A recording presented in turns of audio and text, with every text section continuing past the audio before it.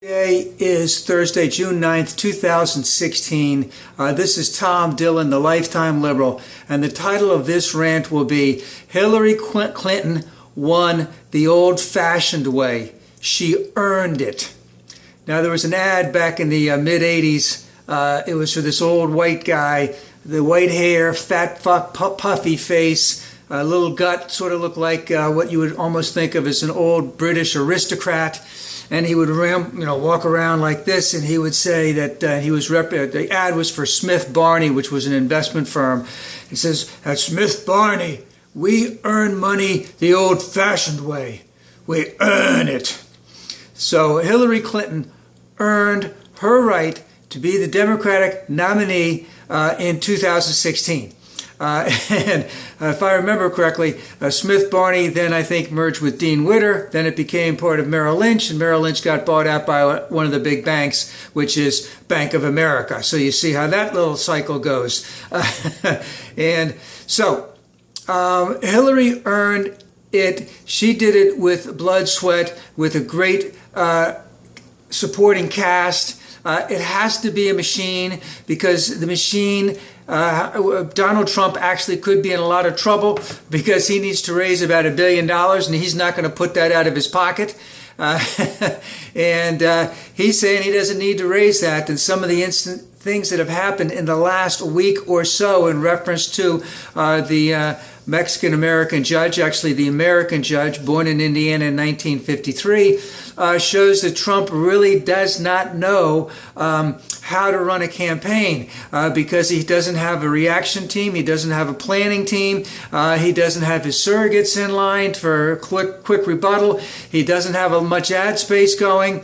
So he thinks he can just run around the country just mouthing off all over the place. But that's another story. But the point is, it takes a lot of dedication. It takes a lot of structure. It takes a lot of discipline to put forth the effort to amass the team that's going to take you, let's just say, to the promised land and the presidency. And Hillary did that. And she did that. She's been doing that for the last couple years. And it was a very hard-fought win, but a win nonetheless. And remember, as I've said before, and many others have said, she really locked this up on March 15th, that at March 15th, there really was no statistical way that Bernie could catch up with her. So let's go through a couple things real quick. One, we know that she won it technically before the June 7th primary, but even then, she won it before California, where she killed him in New Jersey, winning the delegate count 70-44.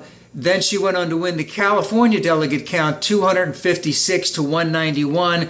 Again, with proportional representation in terms of the delegates, there was no way Bernie could catch up after March 15th.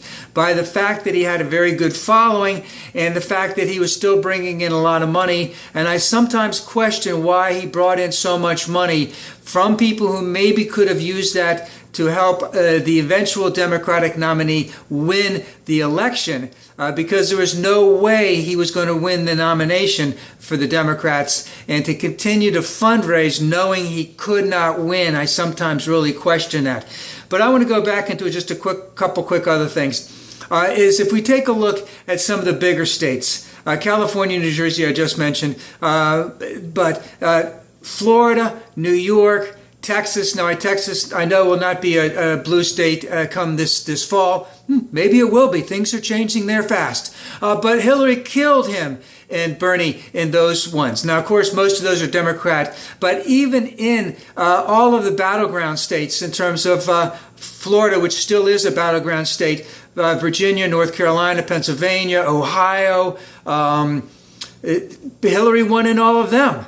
I think Bernie did win Michigan, so she was winning big in the battleground states outside of Michigan. She was winning in all of the big states that were all Democratic except for, let's say, Texas. She had 3.7 million more voters than Bernie did. So, it was a hard-fought win, and she won. Now, what are some of the things that she got out of this by having Bernie in the race? So again, high compliments for Bernie. As I said right at the beginning, keep pushing left. Go you left, young man. So where did she help push him? She pushed him on the Keystone pipeline. She pushed him on minimum wage. She pushed him on he pushed her. Bernie pushed Hillary on the Keystone pipeline. Bernie pushed Hillary on minimum wage. Bernie pushed Hillary on Wall Street. Bernie pushed Hillary on trade, especially the TPP. Bernie pushed her on Medicare, where he was advocating for single payer. Now, we may not get to single payer. Of course, all of my friends, the extreme progressives, say yes, we can. Might be a better thing to have the public option come in first as we sort of make our way towards that. Could probably be helpful to me. Again, Bernie pushed her on Social Security, and we saw that President Obama came out with a big push for increase for Social Security. Bernie pushed her on global climate change. So these are all good things. And the other thing that it brought about was just by him being in the race, she could emphasize the things that she is strong on and that needs to stay in that position and also continue to push further to the left in terms of comprehensive immigration reform, in terms of gay marriage, and in terms of LGBT rights, where we have seen even after the Supreme Court has made its stand on gay marriage, that states are still trying to enact laws,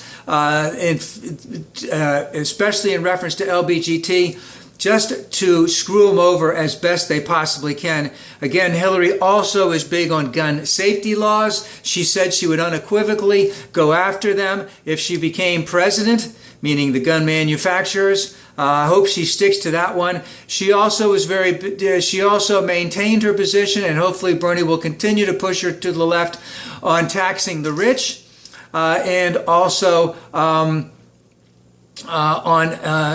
transaction taxes on high-speed transactions on Wall Street. One other thing I'd like to say, I think something came out that in the 33 years or so that Hillary and Bill have put out their taxes, they've paid their 40%. I think Mitt Romney paid approximately 14% of his money on tax returns that he released. And of course, Donald Trump hasn't done anything on that. That will be a discussion for another time, but let's just reinforce that Hillary took the time, took the effort, took the dedication, went out and met people in very small settings, individually, in small groups, talking intimately to people about her concerns, her wants, what she envisioned for the country.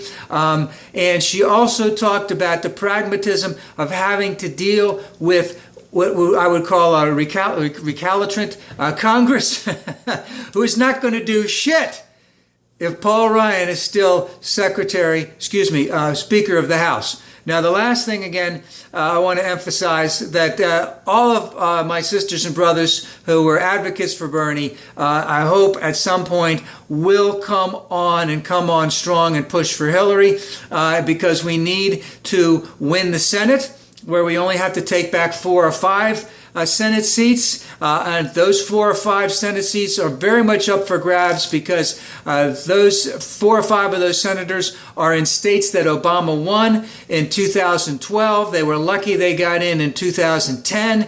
Now that it's a presidential election, we need to have the first lever go to Hillary, the second lever go for the state, for the Senate, and then let's go all the way down the line blue for the House, etc.